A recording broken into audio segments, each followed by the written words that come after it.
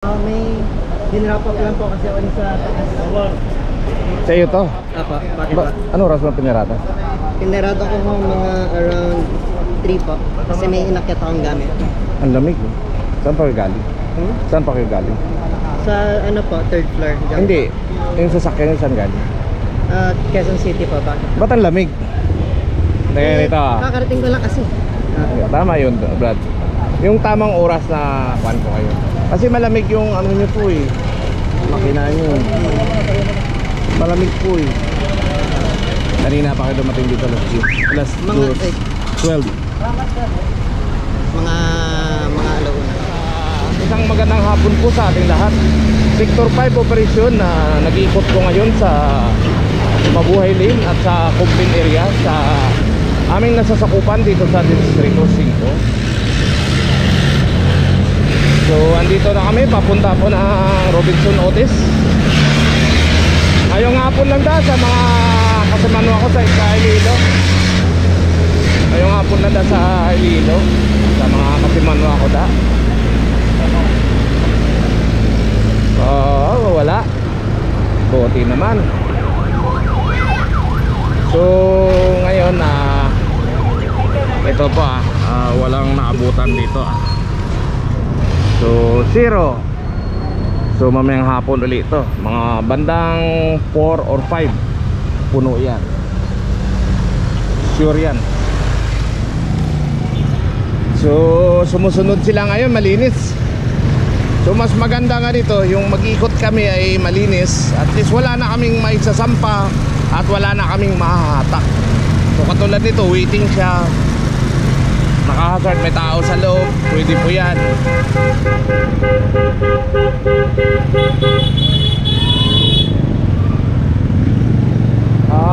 Kisahebay. Kisahebay.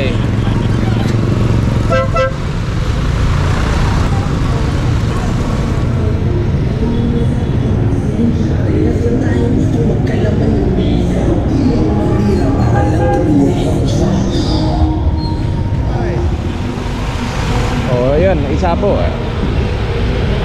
Dapat dito nyo pinarko. Dapat dyan nyo pinark. Hindi ba pwede kayo dyan? Oo, wala tayong magawa. Sa kapatid mo at saka hindi mo naman sa'yo pala. Ay kung hingihan ka namin ng lisensya, ay wala kang lisensya. Ha? Ayun po papel oh. Ito. So andito po kami ngayon sa sa Meralco sa San Marcelino. Ito po yung mga motor na nakapark po dito sa sidewalk mismo. Ayun. Ayan po sila, nakapark po dito sa sidewalk.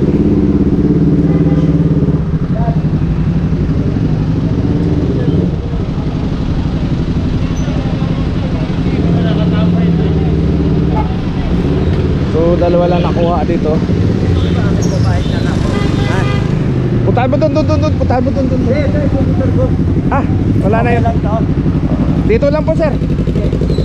So yan po, may nakalagay po tayo no, parking to always soon no, sa ito, sa sidewalk na nakatutok po. So lagi kami na may nakukuha dito sa na ito. Dito sa side na ito, sa Meralco. Sila ay pinagpasasabihan palagi ng ano ba yan? Pinagsasabihan sila palagi ng ng gwardiya na bawal po dyan, kaso hindi naman sila sumusunod. So dito po kinarga yung dalawa na nakuha po doon sa sa tapat po ng Meralco dito po sa San Marcelino. Ayan po, isang Honda Click at saka isang Suzuki. Sir, Ba't hindi nyo pinirada dito sa gilid dito? Oo nga sir, ma'am, ay nasa sidewalk po tayo eh. Tandaan nyo po dito sa kabila yan. Mayroon tayo dyan po yung parking. Sir, Andun po siya sa motor niya. Hindi naman pwede karga yun, nakasakay ka sa motor. Di ba 5 minutes naman? Wala po tayong 5 minutes po. Ang tanong kasi, ilang oras kayo doon? Wala pa po sir, kahit Oo. saan. Basta't naabutan po namin kasi sir, Kakapasok ko pa lang sir naman. wala kaming 5 minutes dito sa Manila pag nag-operate kami. Once na naabutan namin naka-obstruct, yun po ay obstruction. Kasi pag ulitin na antayin natin 5 minutes, ulit-ulit lang po yan. Sir. Ano sir, sige po na, ito lang. Opo, yan ang puntahan nyo po dyan. Hanggang 6 lang po sila. May kanakuha dyan papilis. Nakalak na po yan sir. Sige. At kami ay magpapatuloy pa sa aming road clearing operation sa Mabuhay Lane at sa complaint area. So yung sakwan pala kanina, yung kino-comment sa akin sa tapat po ng Arroyo, sa gilid po ng Arroyo School o doon sa tapat po ng MPD. So magandang balita po mga subscriber, inoperate na po kanina ng motorcycle unit kasi narinig ko po sa sa communication ng radyo namin kanina na may complaint at ang nagpato ay ng Manila District Traffic Enforcement Unit ng Traffic Police. Yun po yung nagpato lahat ng nakapark na motor doon ng mga pulis sa tapat ng MPD. So pag kami kasi hanggat wala pong basbas ng opisina po ng chief operation namin na ito, hindi po namin gagalawin yun dahil alam nyo naman po puro pulis po yan. So sana naintindihan nyo rin dahil mahirap din po na sa kalagayan namin na tapos i-comment lang doon na sa comment lang po doon ay ituto namin dapat mayroong complaint po.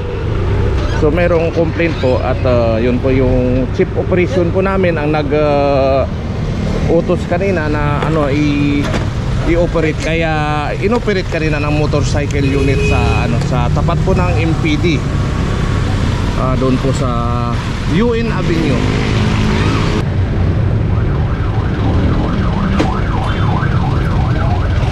Ano yan? Hindi ba yata pumasok na rin doon? So meron po dito Toyota Vios na nakapark po dito sa sidewalk mismo. So yan po, halos wala na madaanan kasi dito.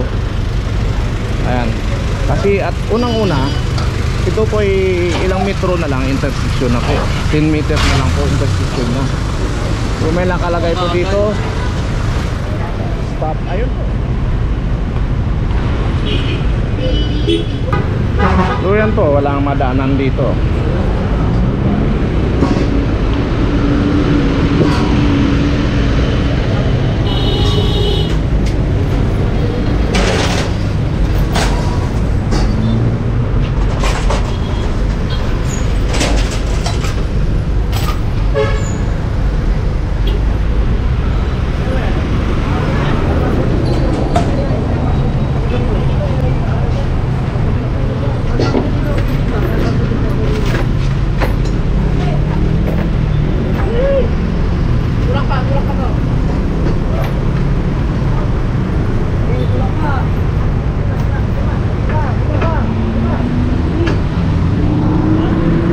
Ayan po, walang tao po sa driver seat.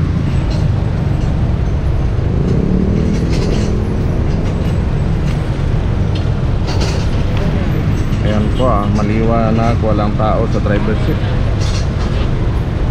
Ang sabi dito sa loob daw yung driver nito, ang may-ari nito, pumasok sa loob.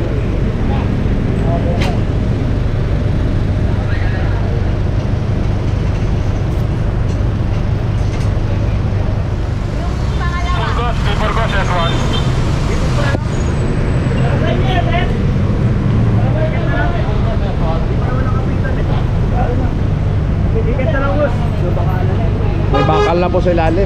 Ano yun? May bakal na po. Baka pwede tikita na lang, lipat ko na lang. Hindi pwede. Ano? Saan ba kayo galing? Doon ako load. Eh, Kasi kasi doon sa harap eh. Ha? Pag doon sa di ba? Dapat pinark mo doon sa unahan po. Ano yun? Ano yun? Dapat sa unahan yung pinark doon. Ano yun sir? Sa unahan may parkingan dito. Saan doon? Diyan, sa kabila. May parking po tayo dyan. Mataas kasi yung ano doon eh. Hindi pwede sir eh. Sidewalk po yun ang daakuan po. Ito po yung team leader. Ticket na lang. Hindi po, ito yung team leader po natin. Ito, papaba mo na. Baka yung ticket na lang sir. Pwede na po kayo sir. Unattended. Napicture na po namin yan. Unattended po kanina pa kami rito. So unattended na po siya. At patay ang makina. Wala pong driver dun sa driver seat. Paano yan? Paano yan pag ganyan? Pag ganyan po sasama. Sama na lang kayo sir kung gusto nyo. Ano ba yun? Balot lang. Balot? Baka pwedeng ano, hindi na. Baka pwedeng hindi na. Ito kasi po yan, kailangan po makapitan ko. Pero kasi po yan, pagka nandiyan po kayo, sabay na lang kayo. Bali na gusto agad. Diretso na yan doon ngayon. Amoy ko lang gamit ko. Sige po, saka pababa, bigay mo na lang susi sa kanila. Eh, baka pwede sundan na lang kita. Para hindi na nakasabit. Hindi po pwede po. Hindi naman ano, Araw-araw namin hindi nagtrabaho. at saka sari-saring kotse ko Para hindi na natin maangat yan. Sari-saring kotse tinutawid ko. Tobat na lang ulit. Wala na lusot talaga ba? Wala na lusot. Baka ano. Wala na lusot ko. Baka pwede ko ano na ako, baka hindi na to. Hindi na talaga pwede. Hindi pwede po sir. Patay na lang ako sir. Sige po. Bawal po yung bayaran dito.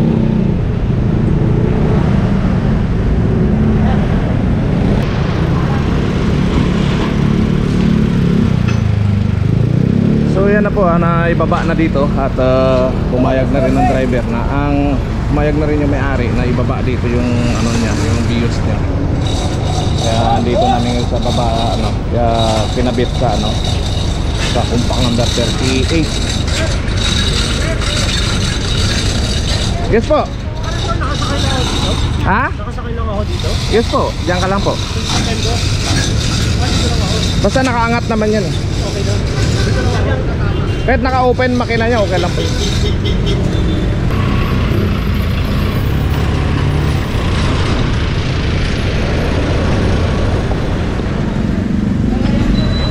So dito po kami sa Dominga Street. Dito po, papunta po kami. Isa lang na tow truck ang nire-request po na dadalhin dito. At dito po yung Grab Kitchen. Ayun po, maayos na po sila nagpa-park dito sa Grab Kitchen. Sumusunod na po sila.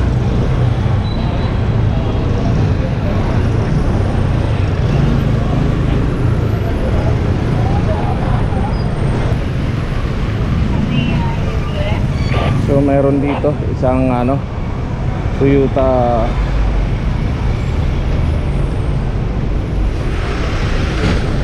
Toyota Corolla Altis. Andito po sa tapat po ng Grab Kitchen mismo. So nakapark po dito. Check mo natin ang yung makina niya.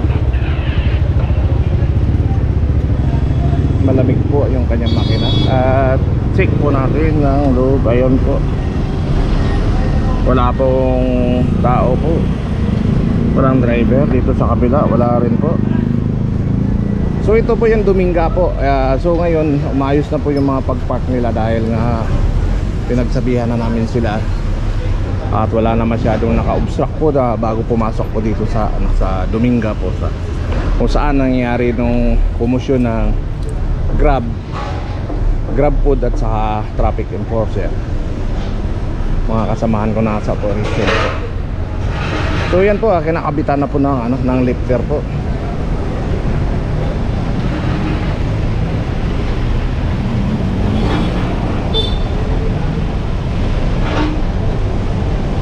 Napakalamig yung niya, makina nyo.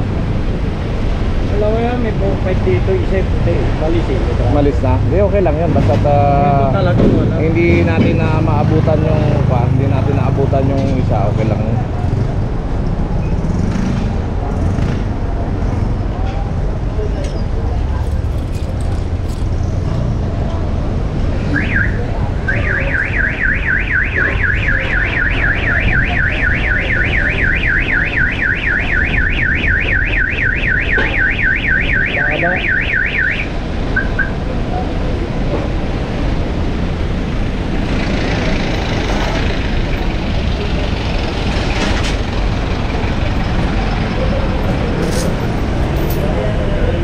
Ito kasi kadiretsuhan ito, Pasay din po, Dominga po papunta ng ano ba yun yung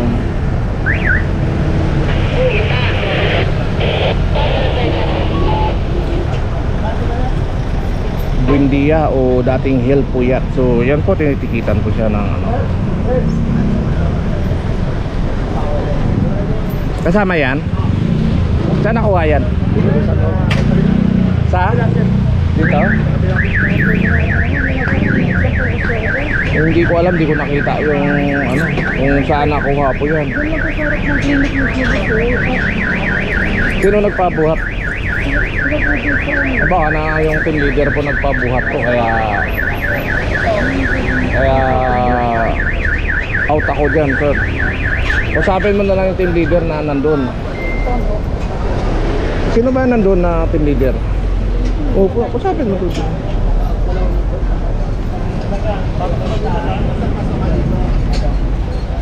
Ito? Ito? May dinrap up lang po kasi ako sa taas. Sa iyo to? Apa, bakit ba? Ano oras mo pinirata? Pinarado ko ho mga around 3 po. Kasi may inakyat akong gamit. Ang lamig. Saan pa kayo galing? Saan pa kayo galing? Sa ano po, 3rd floor. Diyan. Hindi, yung sasakyan yung saan galing? Quezon City po. Bakit? Ba't ang lamig? Teka, ito ah. Kakarating ko lang kasi. Tama yun, Brad. Yung tamang oras na kuhan ko kayo. Kasi malamig yung ano nyo po eh. Makina nyo. Malamig po eh. Kanina pa kayo dumating dito alas Mga 12. Mga alauna. Malamig yun. Dapat pinarada yan. Bawal po tayo dito. May nagkuhan po, nagkuhan. Saka mabuhay rin ka, mabuhay din po dito eh.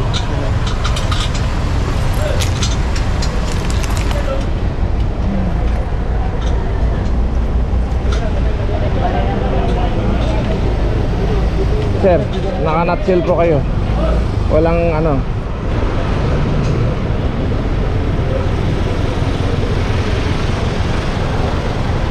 Walang helmet, sir.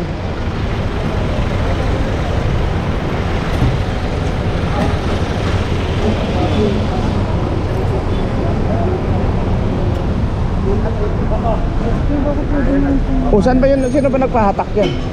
Paparating lang po talaga namin bossing doon. Kakawasan lang po. Brad, hindi ko po alam kung saan kinuha yan. Hindi dapat ikaw magpaalam sa akin. Ito po yung team leader natin.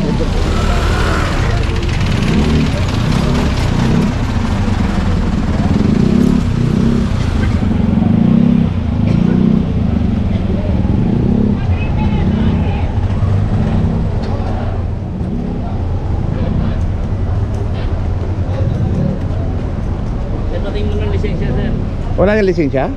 Ay, pambigay. Itatabagan mo na raw siya. Hindi, ganito sir ah. Oh.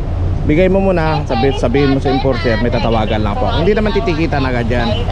Hanggat lang kinokontak po kayo. Pwede na lang yung kotse kasi kita niyo yung babaeng ko yan. Sir, Yung girlfriend ko kasi kailangan ko i-drive. oo nga sir.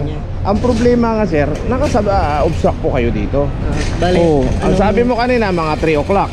Tapos ang lamig ng makina galing ng Quezon City, di ba? Oo. Galing ng Quezon City, bakit malamig yung makina? Bale, ano ho mangyayari? Ito to, sama na po kayo. Tapos doon yung mismo tubusin din sa impounding. Mga magkano ho yung impound? Sa kanila na po. Hindi namin alam po yung impounding pin yan. Wala? Sasabay ka ba? Sasabay ka? So, ang sabi niya kanina, 3 o'clock dumating siya dito. Nung inipo ko yung makina ay malamig. At galing siya ng Quezon City. Imposible na galing ka ng Quezon City makarating dito sa Manila. Tapos ang makina ay malamig, diba? So, ang sabi niya, alauna. So, 2 hours. Pwede naman kasi mahangin nga naman. Kaya ay posible na lumamig talaga yung makina niya. Hindi natin alam kung ano yung tamang story. Ibig sabihin yung nakapagpaliwanag lang yan kung CCTV po, kung sisilipin sa CCTV kung ano oras dumating po dito yung Altis na ito.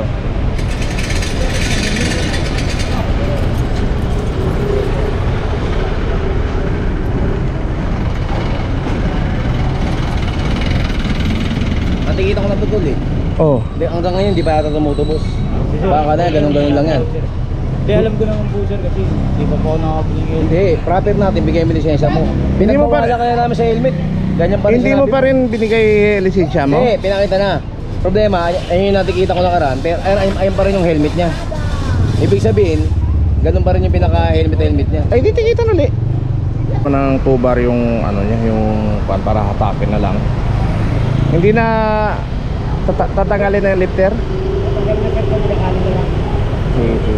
Kasi, mga tatama sa bumper. Abot bumper. So itong kalsada kasi tagusan ng ano ng Buendia po dito po sa ano sa kuan dati na Hilpuyat station na LRT. Ang ano na ito yung Dominga Street.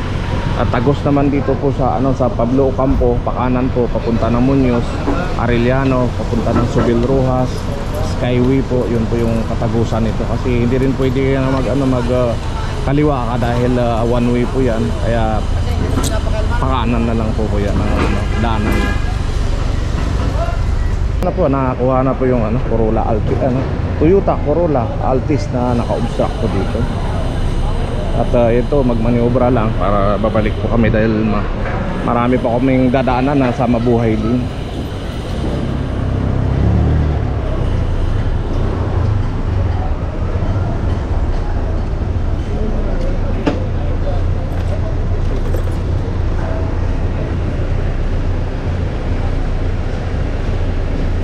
So yun mga kaibigan namin na taga-Grab, tahimik na po sila dahil pinagsabihan ko pag kami nag-operate, tahimik lang po kayo. Pwede kayo mag-video, pwede kayo mag-picture, basta wag lang kayo sisigaw sa amin kasi nagtatrabaho po kami. Katulad yan, yung nakapark po dito ay nakabara sa, ano, sa daanan mismo. Kaya aming pinuto at tinatak po ng, ano, ng aming dala-dala na tow truck.